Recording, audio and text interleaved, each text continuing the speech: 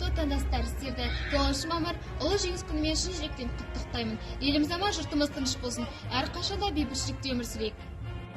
Құрметті отандастар, сіздерді 9 мамыр ұлы жеңіс күнімен шын жүректен құттықтаймын. Алдағы уақытта да осындай ұлы мерекемізді тойлап жүре берейік.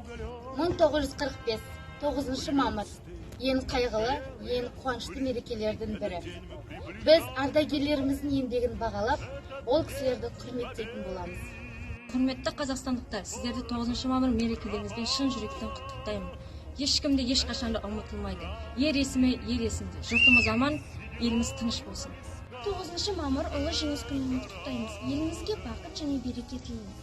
Нами на глаза. День Победы, День Победы, День Победы.